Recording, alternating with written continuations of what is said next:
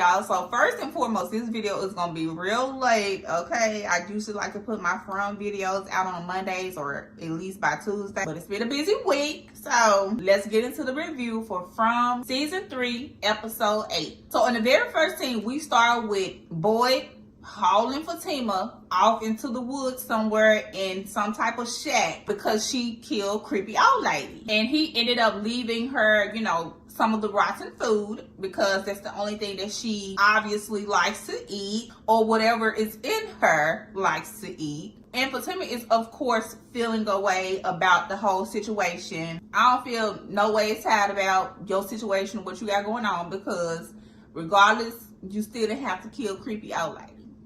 Moving on. In the next scene, we get the drunk man, and he's back at the town's bar. He hears some noise in the background, and he finds out that it's Victor Daddy Henry. Henry comes stumbling out of the bathroom, all drunk. He's explaining, you may know my son, Victor. I'm his dad. And then proceeds to ask the drunk man if he could have another drink. And Henry, clearly, you don't need no more liquor. Okay. In the meantime, somebody ends up finding creepy old lady dead in the shed. While all of this is happening, Elgin, his Polaroid camera takes a flash and then a picture comes out. They don't show what the picture is, but moving on. Julie goes and asks Randall if him and her can go back to the place where she felt it was a portal at when they went into the woods. Randall tells her, hell no, I'm not going back there, and neither should you. In the next scene, we get Boyd and Ellis, and they're walking back to where Miss Creepy Old Lady is. Everybody has already found her. He's basically telling Ellis to act normal. We're basically going to just act like we don't know who did this. And this is where I feel like Boyd has, what am I trying to say, like a selective outrage type of attitude. How do you feel a way about Miss Police Lady accidentally, by the way, killing someone, but when it comes to Fatima purposely killing someone, and who else was it? Sarah purposely killing someone. See, this is why I got a problem with Boyd, because you got selective outrage, if that's what I'm trying to say, within these situations, because I'm not understanding why you're trying to cover this up. It's dead wrong. How do you just say, we're going to let her be found and leave her sitting there, and you know that Fatima did this? Why did you leave creepy old lady just laying there for somebody to find her so that you can protect Fatima? Like, it's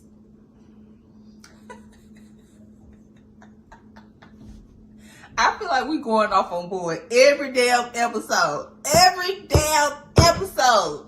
We going off on Boyd. What's anyway. Because this is why I have a problem with Boyd in this situation. You let Donna make it seem like you don't know who it is. You let everybody else find the lady just laying there, and you going along with this scene of not knowing or acting like you don't know that you already know that this happened, first and foremost. Secondly, that you know who did it. How can you go along with all of this?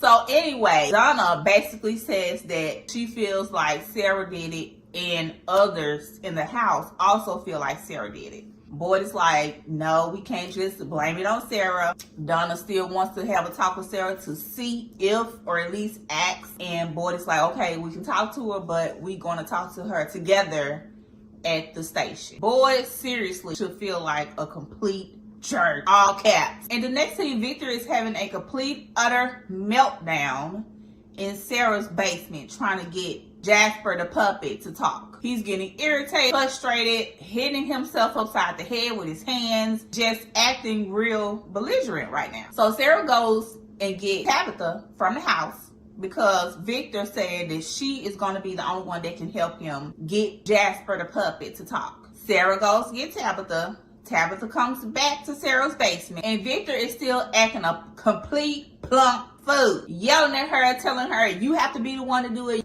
Tabitha finally gets Victor ass to come the F down, and she lets him know We're gonna do this together. While Tabitha is in the basement trying to help Victor, Julie is at home with Ethan, and she asks Ethan, do he want to go see something cool? Now Julie taking her hard-headed ass and Ethan back to the place that she knows she don't supposed to be at, goes to the town bar to confront the drunk man about taking Tabitha and Ethan out to the woods. Why Jim is confronting the drunk man about a grown ASS woman decision to go to the woods is beyond me. While they were there, Tabitha had already explained to Jim that she wanted to go to the woods because of the drawings that she saw the drunk man had that jogged her memory of dreams that she used to have when she was a little girl. So why he is doing this in this moment,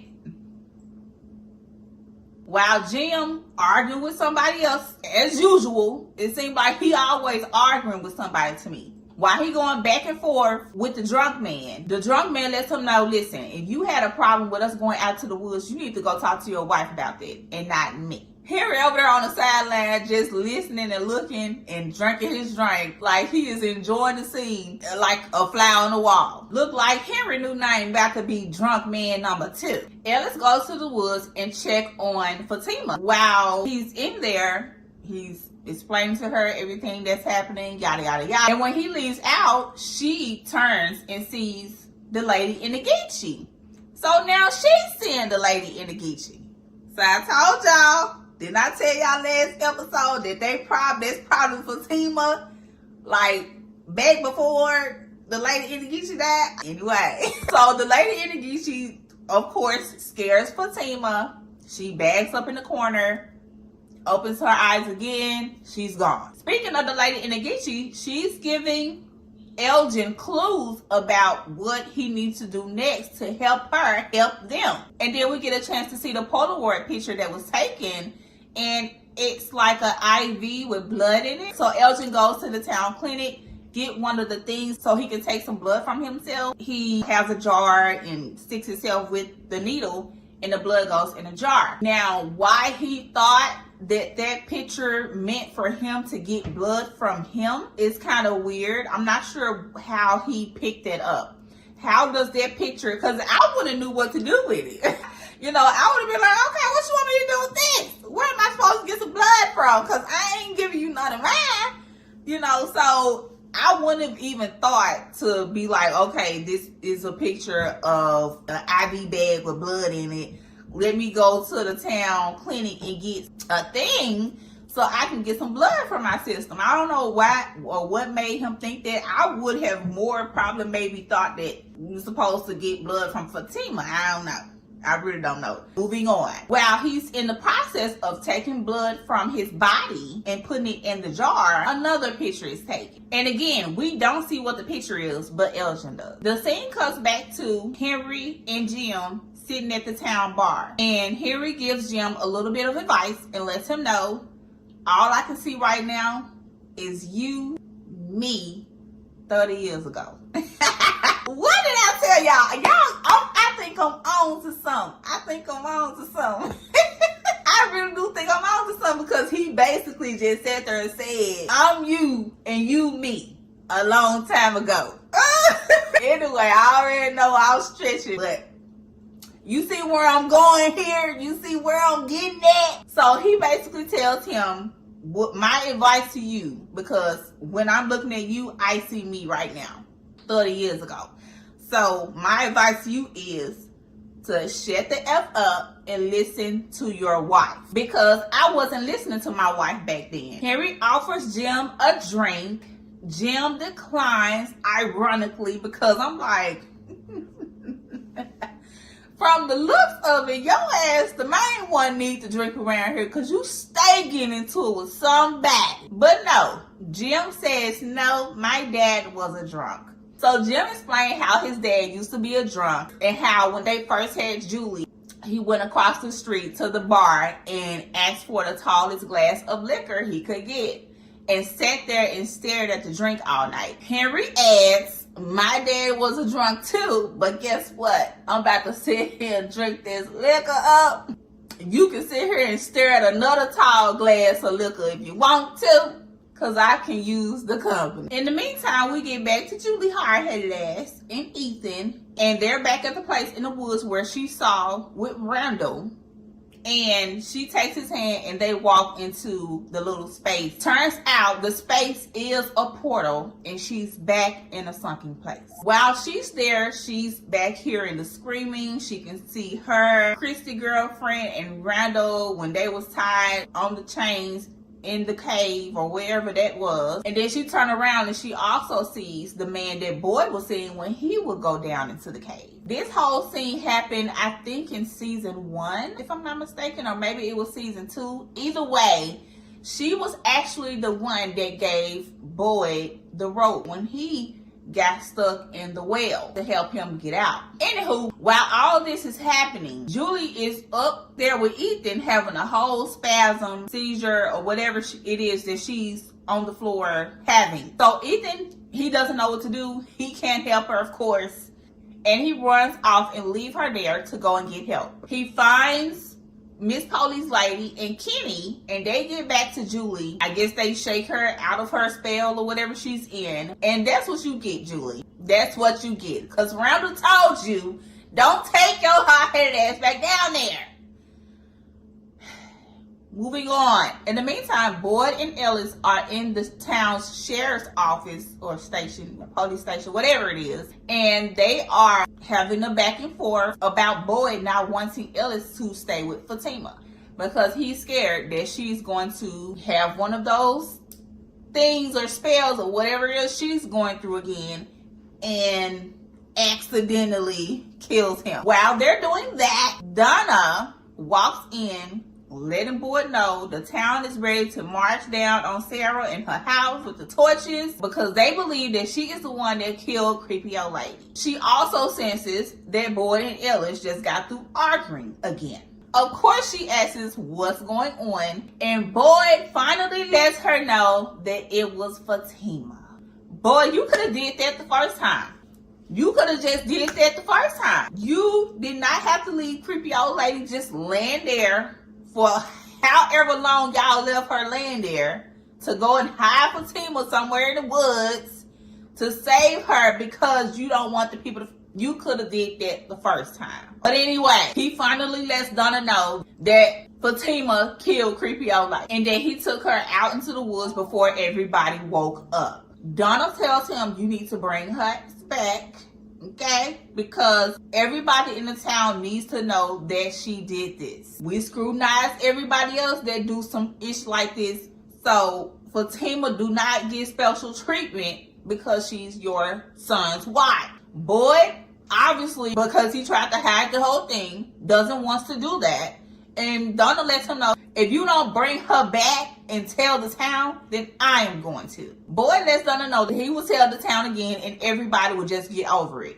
And Donna says, no, they won't, because nobody in the town believes in you anymore. And you can tell that hurt Boyd's ego. Good. Donna storms out of the sheriff's office and Boyd walks away to go and get Ellis and Fatima some supplies because they're going to have to move to the forest. Then the scene cuts to Victor, Sarah, and Tabitha. And they go to the town's church. Sarah and Tabitha finally gets Victor to remember where he saw Jasper and Christopher having a talk. They go down into the basement and Victor automatically starts going back in time and remembering the conversation that Jasper and Christopher were having.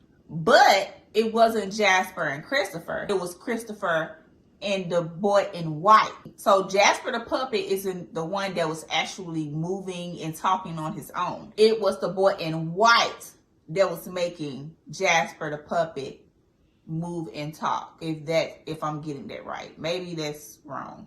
But that's how I interpreted this whole thing. And I say that because before, when they showed this scene, the puppet was talking and moving. And we didn't see the boy in white. Now we get to this scene and now we don't see Jasper moving, but we see the boy in white over to the side. So I'm thinking the times that Victor saw Jasper the puppet moving or talking on his own, it was actually the boy in white that was doing it. through the puppet. So basically he finds out that the reason why all of this started is because the children, okay? The children were killed by the people that they loved. So the people that they loved and trusted that killed the children actually killed them on the rocks that Tabitha was seeing in her dreams, and also the rocks that are still there with red on it. I'm not sure if it's blood or not at this point, but the blood from the children dying on those rocks or being unalived on those rocks soaked into the grounds of the roots of the earth of that space, and they blood created the faraway tree that have the bottles and the open space for the portal in it. And that the boy in white was telling Christopher that the only way that they could save them from the town or save the children is if Christopher goes through the faraway tree. Christopher did not listen, so Victor went and told his mother, whom went to the faraway tree and went through it and never came back. Obviously, Victor mama going through the tree did not save the people from the town or save them from being able to get out of the town, right? Because clearly they're still there and the whole thing is still happening years later. So maybe Christopher was supposed to go through the tree, but at the same time, it's like, you never know, because maybe the boy in white could have been telling a story to Christopher just to get him to go through the tree. Who is the boy in white? Is the boy in white one of the children that got killed by somebody he trusted and loved? So why isn't he included with the children? I don't know.